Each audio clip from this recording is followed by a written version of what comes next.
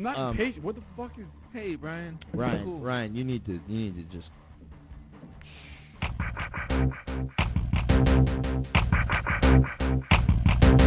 This is a song you should listen to. Listen to this song.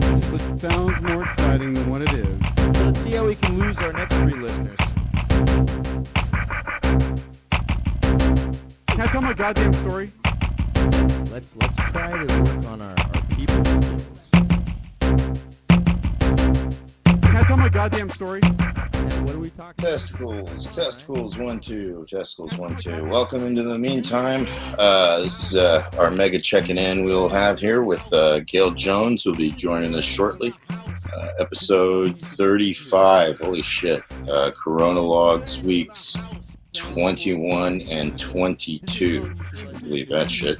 Yeah, so good to be here in my Zoom room here within my room itself. Gail Jones is a comedian who she's been around for quite a while, and I don't know her that well. She's a member of the elderly community. She's somebody who I've got to meet in person about 5 years ago at a show, and her material was nothing like I thought it would be, based on just standard issue assumptions based on her age and whatnot. She's quite a character as far as just a vibrant personality. On social media, as far as she's not on there that often, but when she is, she's fun because she basically, like, I would see her hold people to task about things, and she's kind of confused as to how it works, but she figures it out and never remembers it exactly. And so it's always a lot of fun to interact. And she's always a good sport. And I ran across her in a Zoom open mic last week, and it was great seeing that she's there and live and all that. And here she is right now.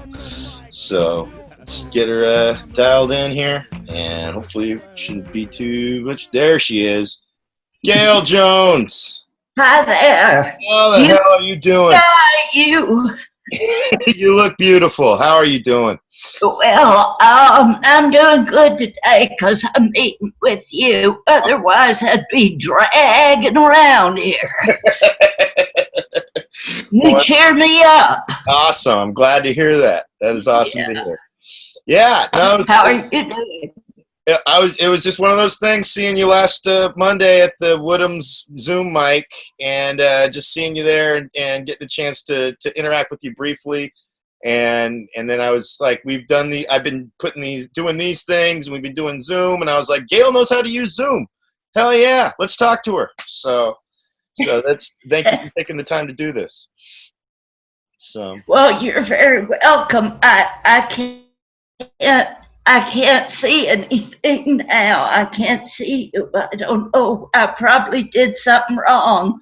I am the world's worst computer person. We can see you, and that's what matters most. Okay. Well, if you can see me, I guess I can work blind. Yes, exactly. You'll just, go with my voice. I've been working blind for 20 years.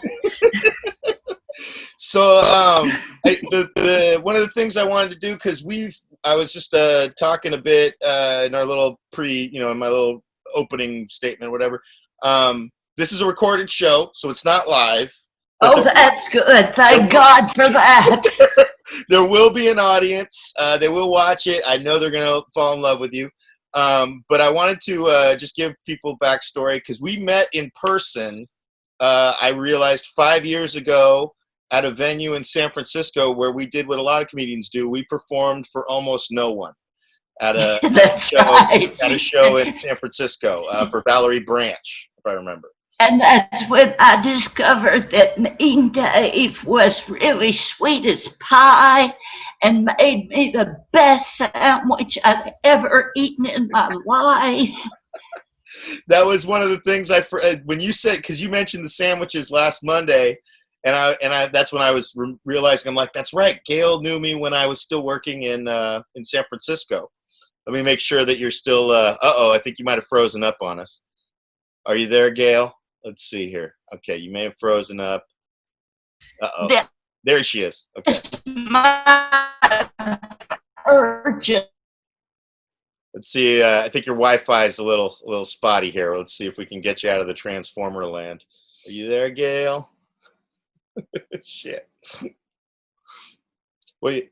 Okay. Well, she'll be back. Yeah, I worked at Small Foods, place in San Francisco that's no longer there. It was a nice business where we had a lot of leftover sandwiches, and from the years 2014 until 2016, I was a very popular person at comedy shows and open mics throughout the Bay Area if I came from work, because I would have with me bags of sandwiches that would be were going to get thrown away, and so they were technically spoilage food, but because they, if they were going to get thrown out anyway and we had a surplus of them, I hated seeing food go to waste, so I would bring them to shows.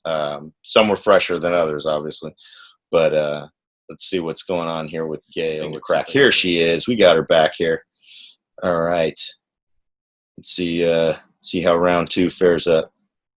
And we got her back. Round 2. Oh, God. I'm about to have a heart attack, a second one. I'm too stupid to do these Zoom meetings. Not at all. I had to go to the help page, and they went so fast I couldn't read what they were even writing. Oh, if anything happens, worst case, just go back to the Facebook message and click on that link again. That's all. Okay. Yeah. That's what I did. Yeah, that's all you got to do. I read that when it zoomed by. Yeah, no, it's more likely your Wi-Fi connection. So because I could tell you froze up on you. So if it I did a thing on my Facebook page. I got on video. I could not figure out how to get off, and I struggled with that, and people watched it and just howled. I'm dangerous with a computer. I just know that I'm gonna punch the wrong button and get a bill for $5,000 from that jackass Zuckerberg. I hate that guy. Thief. He started that looking for pussy. He was, yeah, no doubt. Your computer is unstable. Yeah. So I may go off again. It's probably because I said that nasty word. No, By it's the not. way, I hate that word. It's not the words. It's your Wi-Fi. Women are not cats. So we met again. Are we? MeanDave. Huh? Not at all. Not at all. What? You're not cats. I agree. So Okay. we met in 2015 at that weird venue that we performed to 3 people at. That was when I was still making sandwiches, and because I worked at a place in San Francisco, and I brought sandwiches for you guys. You were so sweet. Thank you very much. I do so when I have that was one of those nights where because a lot of times we do those kinds of shows, and in the summer, we obviously do it for the love of it, because we're definitely not doing it for the money those nights. I never am doing anything for money. Can you tell me how? I definitely, if I had a way, I would definitely. I think I've tried before, Gail, and it's I know that I know it's not easy for you to get around, because I remember you lived in Pleasanton for a minute. It is with Zoom now. Yeah, Zoom. I lived in Fremont, but I lied on my Facebook page and said I lived in Pleasanton. Okay, because that's what it was. Because I remember I was trying to book you for my old show in Livermore, and I did that show. You did, and it was difficult trying to arrange. I was trying to get a ride for you with Griffin Daly, I think it was, or somebody, and I just I just know because it's not easy for you to get around and stuff, and you now currently live in Sacramento. Is that correct?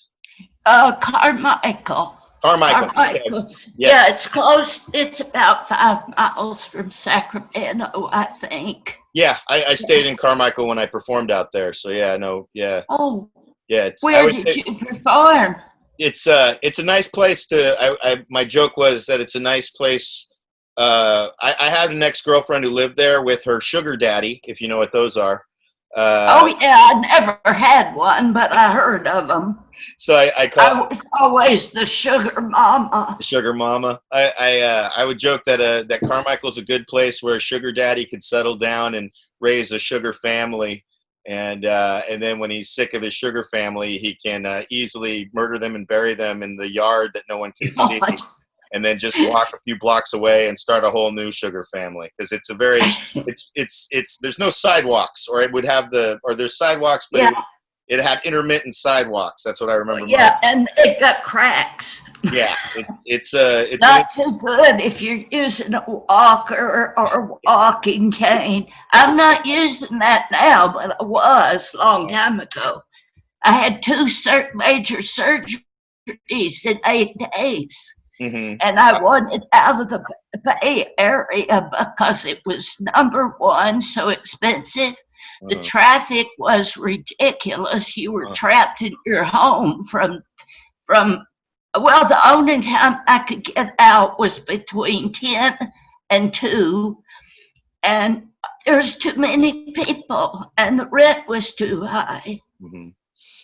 Where do you live, Dave? I live in Newark, California. It's basically a suburb that's we're like the donut hole. Where it is. Yeah, we're right by Fremont. So yeah, you know where that is. I grew up here, but then I moved around. I lived in the peninsula for a while, for about 8 years. I lived throughout the peninsula and then a few other places, and then was kind of, thanks to my drug addiction and my bad handling of money, I moved back to my parents in 2010, and that's when I started comedy, and then moved out of there 4 years ago after I got my life together in recovery and stuff. And so, but that was the thing, is because I knew of you as a comedian. I would see you. It's funny when you talk about your relationship with technology, because my introduction with you was when you would chime in on Facebook posts. My favorite would be when you would jump on John DeCoven's show postings when there were no women on the shows. Damn right. He took offense to that. I know. Because he did have me on, quite regularly. But, the same thing is true for these young comedians. I used to do shows for a couple of young boys that are doing pretty good, but they don't ever ask me to do shows anymore. And when I started doing comedy 20 years ago, it was much worse. Anytime you see a show listed and there's no women, you're dealing with sexism, in my opinion. Yeah.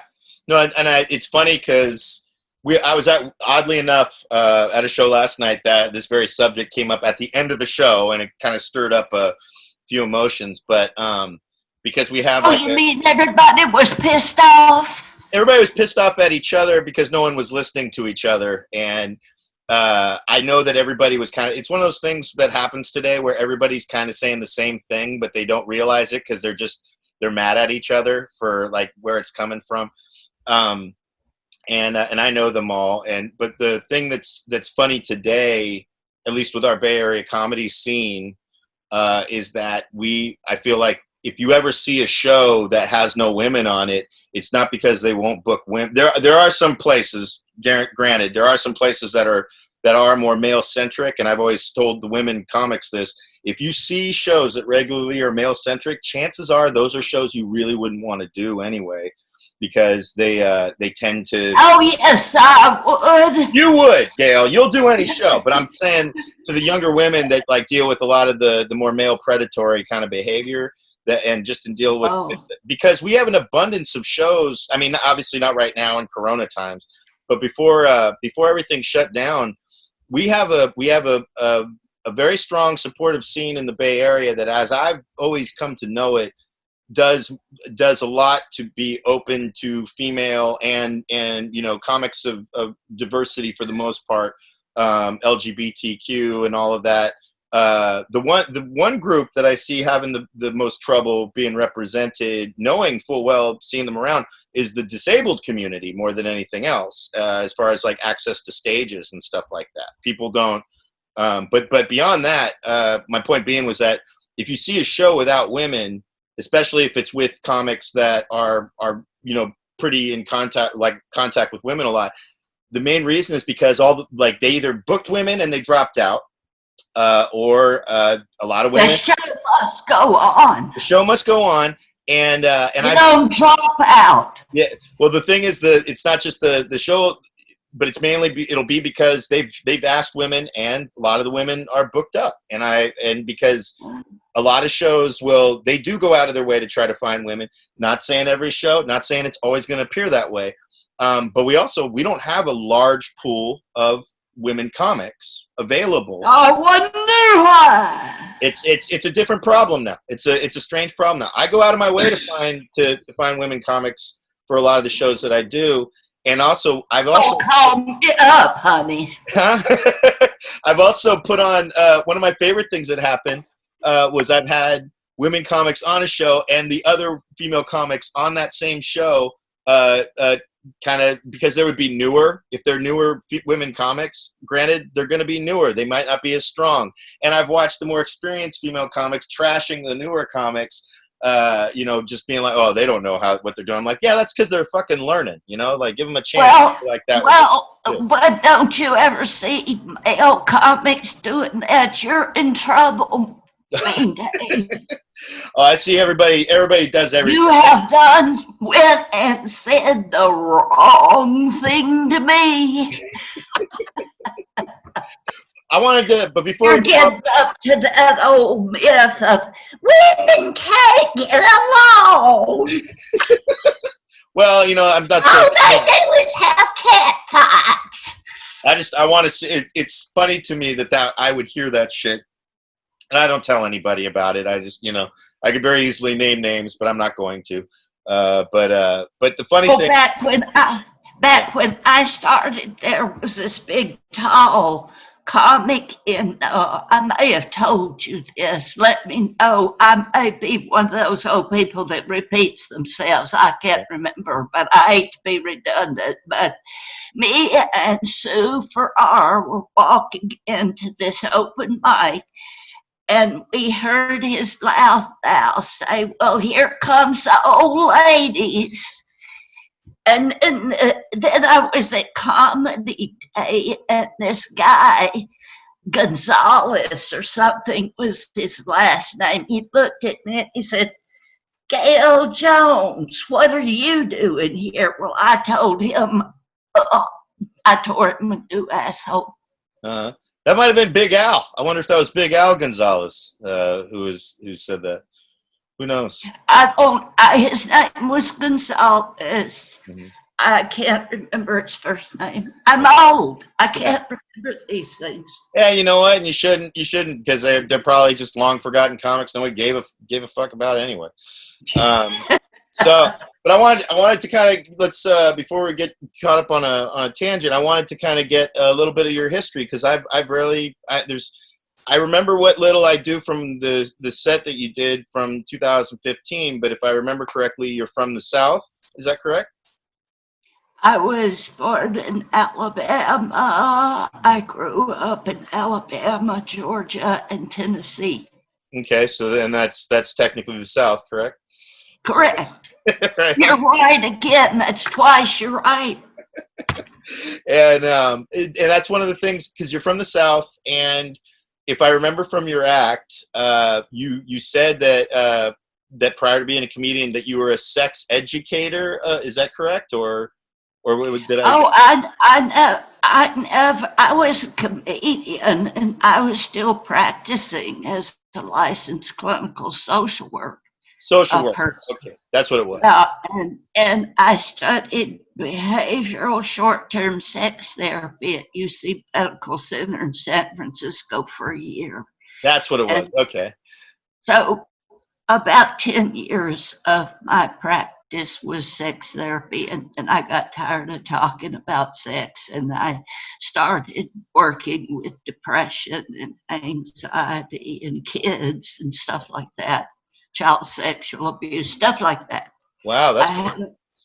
But I did write a sex ed book for kids called Let's Talk About Sex and Loving, and I also wrote about a book for kids that compulsively overeat. Wow. Yeah. That's great. So I'm still a social worker, but I got into comedy because I went through a very bitter 10-year divorce. It went on for 10 years because my ex kept taking me back to court. And I was basically losing my mind with depression. Mm-hmm. So my friend said, why don't you take this comedy course with me for 6 weeks? I'll pay for it. And I said, well, I can pay for it. Mm-hmm. And so we went, and she went 6 weeks, and I just kept doing comedy. Mm-hmm. That's great. So I did it so that I didn't really just lose it. That's awesome. And now I do it because it's fun. Yeah. But I haven't been able to do anything since, I don't know, I think many months. I haven't since everything happened. The last show I did was, Aliada. Yeah. She had me on her disability show at the Punchline. Yeah. And I did something at Tommy T's. Mm-hmm. And then I started going to the open mic at Luna's Cafe. Mm-hmm. Yeah, did you ever go there? Yes, yeah, I'm very familiar with Luna's. Yeah, it's great. Yeah. Who was your friend? What, at Luna's or? Mm-hmm. Yeah. I know we did a couple shows for a couple different people. Nina G and I did Damien Harmony's storytelling show, he was just running a regular show, and then we did a show with John Ross had a storytelling show, I think it was. And and both times that we did it, Luna's is known for like having like a great audience on their open mic night, but the showcase nights are kind of like you don't know. And I believe I did 3 Luna's nights, and we've had small crowds for all of them, but they were all good times. Like I've never that's one of the things I'm fairly, I don't want to say I'm used to it, but it's like it's always, I know when it's a crapshoot with small audiences, and I don't shy away from that at all. If anything, the thing I like about it is if you have a smaller crowd, granted you want more for numbers as far as, if they're paying and all that, but I actually prefer smaller shows sometimes because it's a more intimate experience. You also get to see the laughs feel better, oddly enough, because if you're making a small amount of people laugh, especially if they're laughing hard or like filling a room with laughter, they remember that more than I would say a packed audience remembers just a good set. There's just something. It also means you're a good comedian. I've heard that as well, and that's how I do feel like that. It's just one of those things where also I get a little more. I don't like being somebody that only rises to the occasion when there's a challenge, because then it's like if I see, then I'm on a show and everybody's doing great and it's packed or whatever, I get strangely resentful. I'm like, this show ain't shit. Everybody's doing good. Now I'm just going to go up there, But in that vein, people always hated to be the first person. Yeah. In the lineup. I never hated that. I made sure I was the first person. Yeah. And I was never afraid of it because I'd had so much practice doing it in open mics. Yeah. Sometimes that's even the best spot because if you do great, you're performing to the most people. And then especially if it's a week showcase or a week open mic, and then those comics after you, they're not going to – they think – I love this. So you'll open it up going first, you crush, and then those other comics are like, oh, the crowd's great. This is going to be great. And they go up there and they realize very quickly they're not as good. They're not as good as you, or their material's not as good or whatever. They start bombing. And then slowly but surely, every comic after that is like, now, people are like, okay, that first one was good, but we're going to take off now. And you end up performing at the height of the night, which is really just the beginning. Mm-hmm. Yeah, that's right. There's that's happened one show I did for AA. Actually, I was really grateful. I did a show for Alcoholics Anonymous, and there were 4 experienced comics on it. I knew them all, and the person who ran the show knew me the least. Like, this was my first time he met me, and so he put me first. And at first I was kind of like, really? I'm going first? I'm like, you know what? Yeah, that's fine. I looked at the rest of the comics, nothing against them. I just know I know their material and all that. And I saw how packed the room was. And I had a great set. And then I took off to go talk to a friend who was at the convention. And I came back, and by that third comic, it was about more than half empty from that first thing. So I was grateful to go first that day. Where was that? It was in San Rafael, if I remember correctly. It was the Acupa or whatever. It was the Young People's Convention. So, and the other comics are good. I just felt like when they put me first, I think they all kind of knew the deal too. Like, once, it's like I ended up doing really well, and then I didn't want to see what happened to the rest of them. I was like, well, hope they go well. And then when I came back, I'm like, okay, this is why I'm glad I went first. So yeah, it worked out well.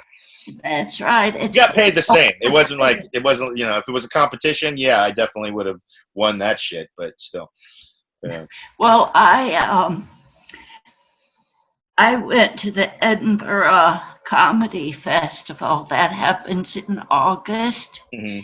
And that was so much fun, Dave. If you ever get a chance to go there, it's 2 weeks of solid comedy everywhere. That's in England, right? Yes. Huh. Oh, no, Scotland. Scotland, okay. Scotland. See, I told you I'm old. I don't even remember which countries I've gone to. I've heard of it, and I didn't even remember what country it was in. I just assumed England, but I don't know I haven't looked at a map. You know what I'd really like to do that I've never done? What's that? I'd love to do comedy at a women's convention, and I'd love to do comedy for the troops. Mm-hmm. But I don't know how you do that, mm-hmm. and I would have to find somebody that would arrange everything and mm-hmm. just let me show up. Yeah. But it would be awesome. Oh, They'd love it. They'd love it. I had some questions about your your history. So you were born. You said you born and raised in the South, from Alabama, Georgia, and Tennessee. How did you wind up in California? I left Tennessee. I worked at the welfare department, mm-hmm. and my friend Jerry and I said, "Hey, there's no men to date here. We got to go find some men." So we both, like idiots, put in an application to work for the U.S. Army. Excuse me. And it was during the Vietnam War. Yeah. This was in 1968. Wow. We left the welfare department in Nashville, Tennessee. Jerry went to Georgia, Fort Benning, and I was sent to Fort Bragg, North Carolina. Okay. Well, I did find some men there. I found too many, but I found one in particular, and I married him. Okay. And I said, "Let's get married before you go to Vietnam." And he said, "No, I don't want to do that." And so I said, okay. So he went to Vietnam. I dated whoever the frick I wanted to. Damn right. But then I met him at R&R in Hawaii. Mhm. And then he got out of the Army and we got married. And he went to work for Goddard Space Flight Center.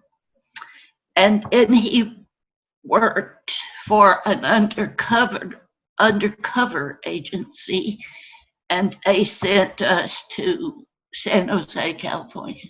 Oh, wow. And that's how I got here. Got here. My baby was, let's see, we got out here in November, and my baby was born September 11th. Can you believe that? Wow. And so we took all that time going across the country to California. We were in a little bitty blue Pinto, and it was crammed full of me and him. Our baby, we put him in drawers at night in the motel room, and our dog and all my green plants. I was not going to leave my plants. No plant left. So we moved to Milpitas. Aha. Very familiar. Yeah. What? Very, very familiar with Milpitas. Were you going to make a joke about where I lived? You don't have to. You just say the name Milpitas, and I mean, it just, yeah. I know Milpitas, but you know it really means cornfields, I think, doesn't it? I haven't looked up the origin of it because, you know, today it means a lot of Asians. That's what it means. So. Well, they're nice people. Oh, yeah. Anyhow, so then I went to graduate school. I got my graduate degree in social work because I already had my BS degree from Middle Tennessee State University in Murfreesboro, Tennessee. Mm-hmm. And it took me 4 years to get that master's degree because I dropped out a year so I could get direct practice. Mm-hmm. And I went to work. Well, after that, I went to the UC Medical Center to study sex therapy. And then I went to work for Maria Flaherty under her license for 3 years. Mm-hmm. And all that time I worked in San Jose. Okay. And I worked until I was 75. If you don't when mind. you work for yourself, you have to work a long time because, especially if you do psychotherapy, because those asshole health insurance companies steal you blind. You know, I mean, if somebody works for Blue Cross Blue Shield, I hope they die in a car wreck. I'll pass the message on. My dad. If they don't, I hope the ambulance won't pick them up because they have the wrong authorization number. I'll make sure to pass that on. I hate them with a passion. I can tell.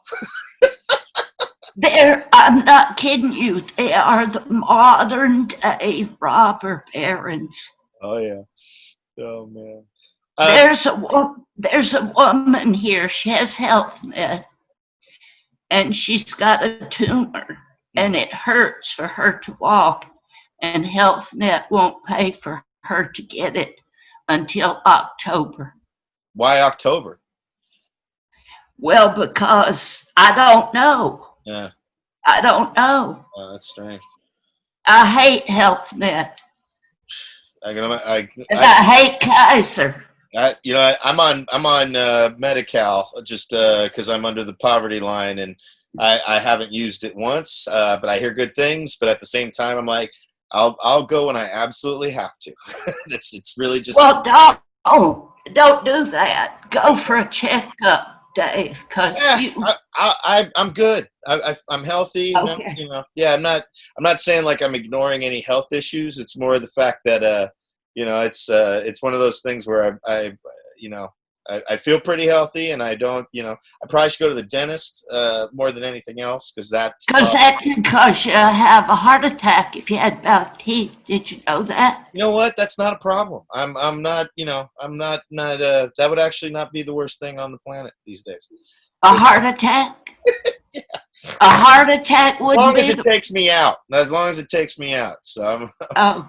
not looking to have Do a you stroke. have some suicidal ideation going on, No, my because friend? that means you're trying to die. I'm just looking at it more from the like, well, if I do, I do. Then it's, you know, it's I don't Well, have to. I've tried to die several times, and I can tell you I fight it with everything in me.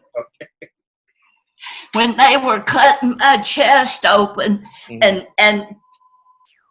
healing my aneurysm, that hurt like hell, and I fought to live. So, Oh.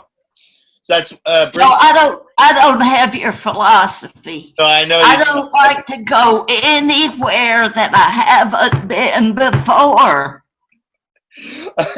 It brings me to my next topic, because you're in a what type of facility would you call what you live in? Assisted living or what? Assisted living. Okay, so you're in an assisted living facility, and in the current Actually, I said assisted living. assistant. All right, ASS emphasis. We'll make sure that's in big letters, Yes. printed right here. Assisted living. But one of the things, because I mean, again, in the open mic, and I realized just in our little brief exchange, and you were talking. This is one of the other reasons why I want to talk to you, is because we not only are you a comedian of 20 years experience, who then with the shutdown, you're cut off from one of your biggest outlets and all that, but you're living in a facility that in the current coronavirus times is one of the most anxiety ridden places to be right now. And so what's been your experience like since all this happened, being where you're living? Well, before it happened, when I came here, I was half dead. So other people were cleaning my diapers. I know that's not a good visual, but it's the truth. So I needed to be here, and I think I was well taken care of. Then when I got better, well, I didn't have my car, and that was driving me crazy because I felt so trapped. Like I couldn't just get in my car and go, and I'd been doing that since I was 18 years old, you know? And I got my car and I felt better. But we'd be sitting down there having fun, playing cards, and ambulances would be coming and picking people up, taking them to the hospital. So it wasn't an upper here at any time. I want to, unless you're talking about the first 3 months of my being here. But since the COVID, I've been pretty much locked up in my 400 square feet. And that has really taken an emotional toll on me. I was seeing, or not seeing, but talking to my therapist every 2 weeks, but now sometimes I have to do it twice a week because I get so depressed that I have those thoughts that I was accusing you of having. And I'm terrified. There's been 4 people here get the virus. They were all employees. Over 40,000 seniors have died in these places, and nobody cares except Rachel Maddox. She did a show on it first. And usually it's the employees that bring the virus into the residence. Mm-hmm. Yeah. And so one of the employees got the virus and was extremely As sick. far as where you're living, has there been any outbreaks amongst the patients, the No. residents? No, that's good. Not the residents. That's great. Mm-mm. That's good to hear. Yeah. Because that's Yeah. the thing too. Because if you hear about Pray for us. yeah, well, it's true. I mean, because that's the main concern is like if it shows up, is that it's much like wildfire during fire season. It can spread really fast amongst the residents. Because my mom and my stepdad, they live in Ukiah, and my stepdad, my only remaining grandparents I have are my stepdad's parents, and they're both in a facility there. And luckily, where they're living, there's not. They were like, they've had very small amount of cases, even when it's like been showing up more. But yeah, they got to be very, very cautious at the facility. I visited them last year for the first time. I hadn't seen them in like maybe 10 years, and it's been a long time. And and it was and they look good. They're both in their 90s, I believe. Just being kind of my grandmother more, but my grandfather, he's I've never seen somebody be able to chew their food while they're asleep, but somehow he's achieved that. He was eating in front of me, and he can fall asleep, and he's still chewing, and I was I've never seen somebody chew while they're sleeping, but he can. Mm-hmm. So yeah, very interesting.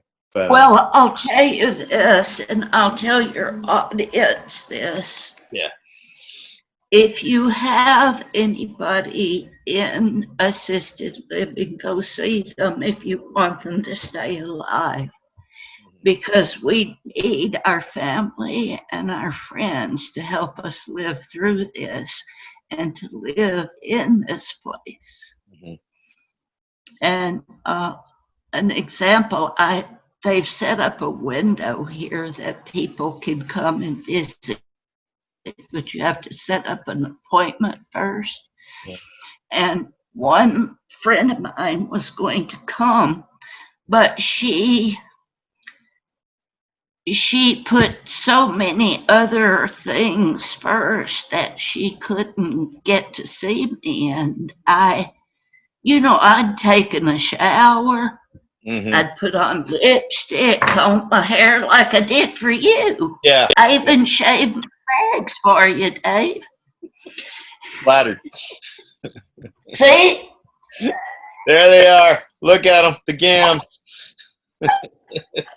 I got on pants. Don't freak out. But I was just devastated when she didn't make it. Mm-hmm.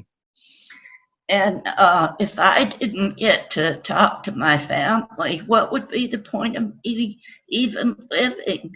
Mm-hmm. You know? Mm-hmm. That's how I feel sometimes. It makes sense. No, it totally makes sense. Yeah, because that's an event for you. It's an event. If somebody's, sets those things up, don't take that for granted. And to the people that are coming, because what it means to you on your side. And another thing is that they care enough about me to come see me. Mm-hmm. Yeah. That they haven't forgotten me. Mm-hmm. What are you doing to stay safe? Oddly enough, Gail, I'm kind of one of these creatures that it's everything you described about being. I've been fairly similar. I've been mostly in my.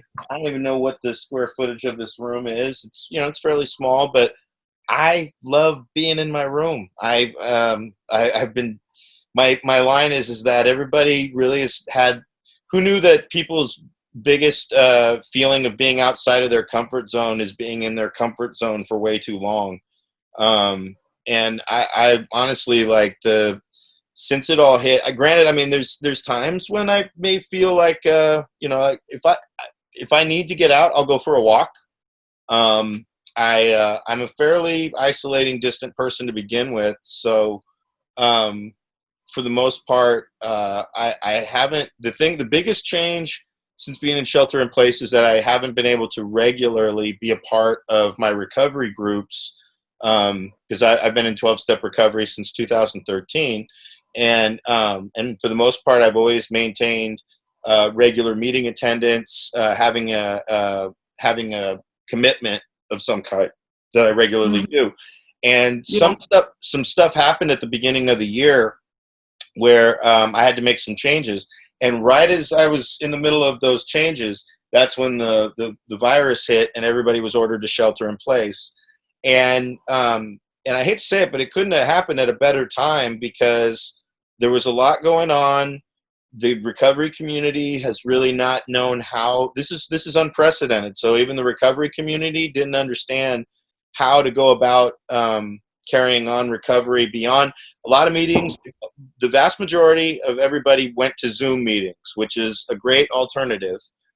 Me personally, I didn't really find. I actually find the Zoom comedy to be more to my like. I found more relief in Zoom comedy and Zoom hangouts with comedians and doing my interviews like this than I do with the Zoom recovery. For some reason, I haven't really connected that strongly to Zoom recovery, but I've actually spoken at some Zoom meetings, and I've met some new people that I never would have met if it wasn't for the Zoom stuff that I've done. So there is good stuff on there. But I also did, I was doing some service at one of the few in-person meetings in our area. It was at an Alcoholics Anonymous building, the Five Cities Fellowship. It's one of the oldest buildings in our area for recovery, and it's in Fremont. And I was being of service there for a good 2 months. But the trouble was, there wasn't really that was trouble, but I noticed that a lot of the regular people that were going there were, because a lot of facilities have been shut down and stuff like that. We have a good homeless population in our area, and there's some, I wouldn't say a lot, but there's a number of homeless people who aren't exactly in recovery, but they are they're kind of, they really are just there because they have nowhere else to go. And some are in recovery, some have dabbled in it throughout the years. And then also we have another member who, granted, I believe she was staying sober, but she has mental issues where she has like a form of Tourette's or something, where when she's not taking her meds, she's interrupting people during their shares, saying some very strange stuff that people, confuses people and scares people. And then on top of that, even though we are an essential accommodation, as far as I see it, what most addicts and alcoholics don't know is that recovery is covered under the Americans with Disabilities Act. So when a lot of addicts and alcoholics were out of fear, basically saying that we can't meet because it's against the law, and I was like, no, actually we're covered by the law. We're allowed to meet. That's the reason why the state health department never issued a flat out no to recovery. Because the fact is, an addict and alcoholic who isn't able to get to meetings to stay clean and sober is more at risk of dying from drinking and doing drugs than they are from contracting COVID. And so it was a very weird gray area that a lot of fear, a lot of differing opinions there's a lot of all that. So even though I still wanted to participate at in-person meetings. Trouble was I wasn't seeing the best recovery at that particular facility, and so therefore, I'm not seeing the most responsible, people being, wearing masks and all that kind of stuff. And I'm not really that. I'm trying to be cautious for other people, and granted, I have a level of self-preservation, but I'm not living in complete fear of it. But I do also, I'm mindful. I live in a home with other roommates and my landlord and his wife. And so so I try to be cautious about, just keeping them safe. Well, safe. I mean, just cutting down the degree of variables that will put other people at harm. That's really what it's boiled down to. So now when I go to the meeting, because before, when I was first going there for the first couple months in March and April, I wasn't wearing a mask at those meetings, and I was just washing my hands, doing the basic precautions.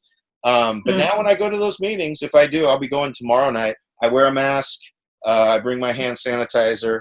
I try to keep my distance and all that stuff. But also, you know, I'll still hug a dude. Or hug one of my fellow addicts and alcoholics. And again, it's like, I just want to, you know, before when they first issued the mask thing, I'm like, I'll wear my masks, but it's not for me. It's because I worry about it. I want to make sure all you people freaking out about it are not all, you know, looking at me like, oh, you refuse to wear a mask. After seeing the surges and seeing what's going on and the numbers, I'm like, oh no, I'll proudly wear a mask, because now I'm wearing it because I believe that it does help.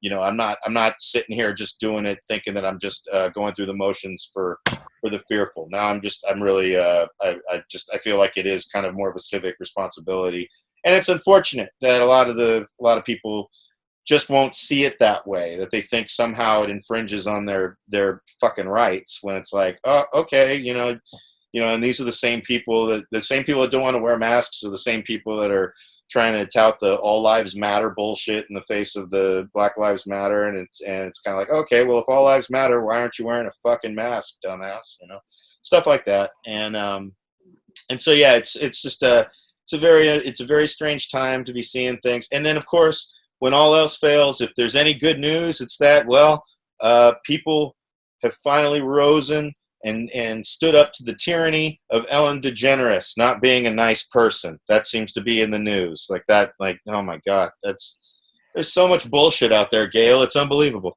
It gives me a headache. I can only imagine. And it's making people sick. It is. Trump is making people sick. Agreed. Very much agreed. He's giving us headaches, indigestion, depression, all kinds of things, because he just lies and lies and lies, and people get upset. Like, I'm so upset with him now because he's talking about cutting Social Security and Medicare and Medi-Cal, and that just makes me crazy, because I'd be living in a box if I didn't have medical care. Yeah, no, the things that, it's really strange. I remember there was a show that was, when I was a kid, there was a show called the Morton Downey Jr. Show, and he was just this loudmouth jackass. His symbol was a mouth. It was just a mouth that was open, I remember. He predated all of, like, the Jerry Springer and the Maury Povich type talk show. He was before all that, like around Geraldo, and he was a more extreme, like kind of talk show where they would instigate fights. He would talk a lot of shit and instigate problems and all that. And I feel like that's who is our president, is Morton Downey Jr., who just starts shit constantly. Yeah. And it's so incredible to me that the people that really defend him the hardest are also people that he would never in a million years ever, he would not be your friend. He would not want to have a beer with you. He detests he detests people that are not, all of us peasants. Yeah, really, all of us. Yeah. And it's amazing how, to me, that I think the best, the best thing that he's brought is like, wow, that degree of hustler game, where he's been able to completely convince a whole population of people he gives not two shits about that he's fighting for them. Oh, fuck no. Unbelievable. Well, don't they know he's trying to cut Social Security and Medicare? Don't they know that? Are they a cult or what? These are people who've been convinced to vote against their best interests this was long before he came along. There's been a long-standing tradition in America. For 30 years. Yeah. For 30 years it's been going on, since Reagan, and he's touted as such a great president. Yeah. That's why he is the reason all the mental health problem folks are out on the streets now. Mm-hmm. Yeah. Because he turned them out of the institutions where they were. I mean, a lot of people would you can even go so far as, ever since a lot of the military industrial complex have such a influence on the government and all that. JFK assassination, things like that. And, but yeah, it's been this is the thing I used to tell my parents all the time. I'm like, America's more of a corporation than a country. It's been a dummy corporation that a lot of influences. There's that whole scene in Network, the movie Network, with I forget who the actor. I saw that movie. There's that scene with Ned. We're mad as hell, and we're not going to take it anymore. That guy. But there's that one classic scene where it's in a dark room and a shadowy room, and Ned Beatty shows up out of nowhere, and he's like the voice of the corporate world, and he basically lets him know. He goes, you think countries are what this world's about? No, it's corporations. Countries don't have anything. It's basically like wrestling. That countries are like the wrestlers, and they're putting on the show for us to watch and believe in and buy into the nationalism and all that. But it's really and fight their wars. Exactly, and but it's really been the battery power for corporate interests for since before even America. They've been around, and it's funny because and it makes more sense the more that you look into the biggest forms of currency worldwide. The two biggest forms of currency are weapons and drugs. And if you take away weapons and drugs in the world, you don't have that's pretty much how most of our economies in the world function, is around those two things. And so it makes sense that naturally they need a battery to power all that. And what better battery than a dummy corporation of a country that wages never-ending war all over the world at any given time, and then also supplying whatever. And I don't get into specifics. I went down my conspiracy rabbit hole years ago, and now these days the thing that I love now is the conspiracies that people love to fall into are so incredibly dumb. It's unbelievable. Like we have a flat Earth conspiracy that pretty much says everything right there. The current one right now is the QAnon conspiracy that everybody's all buying into, as if it's like, yeah, we know that. I know that there's been sex trafficking with children probably for years, but that the whole COVID-19 is a big elaborate hoax to cover up this big mass arrests that apparently Donald Trump is the leader of, that he's waging. Yeah, he's waging the secret war of it. And I just made a post today that the only child that QAnon is really trying to save is the child that's in the White House. That's it. And pretty much the rest of it. And it's amazing to me, just like the level of stupid that they've even convinced conspiracy. Because I know there's conspiracies in the world. I just don't believe that they're that stupid.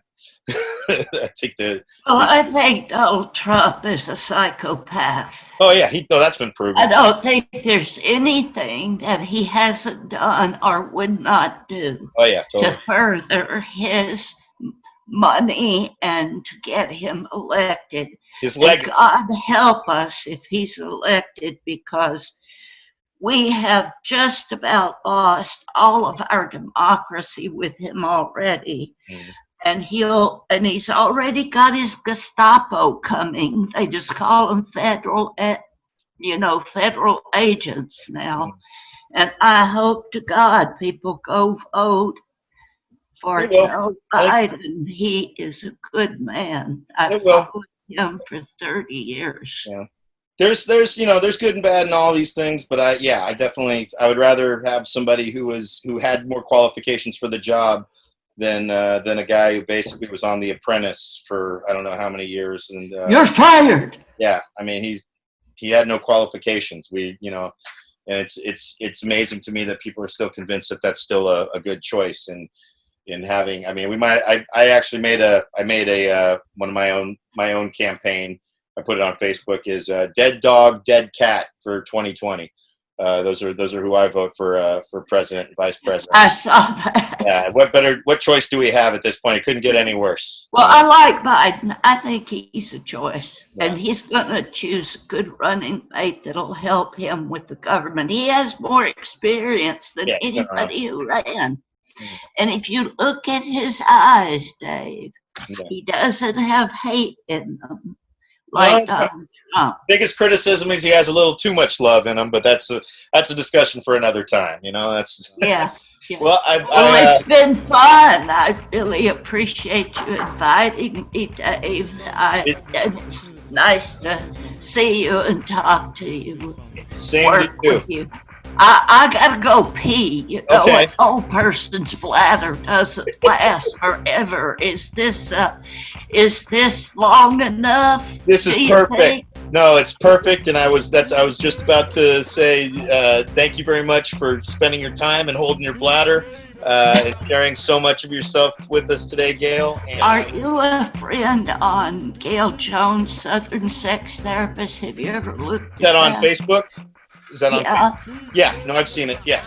Well, have you read the articles that I write on them? I will go look them up right now. I will go check them out, and I'll post the links to those in the on the YouTube in our little section on the information. I'll put all the links to that in there. So. Okay, thank you, honey. You bet. Anytime. Thank you, Gail. You have a great day. You too, sweetheart. I mean, you know what I mean? You know what I say? You know what I mean? You know what I mean? I say what I mean. That's true. I mean what I say. That's so mean, I had to train my beat myself up. I put my nose, I put my head, I wrestle myself to the ground. That's how mean, you know what I mean? I practically lie, and it took me all night. And I give it all right, because I'm so mean. I'm mean, you know what I mean? I jump myself to death and broke the choke and rolled out. Then I snap my cup out the door to close the fucking rain. I'm mean what I say. You know what I mean? I'm meaner than spit. I'm meaner than shit. I'm meaner than mean. I'm mean.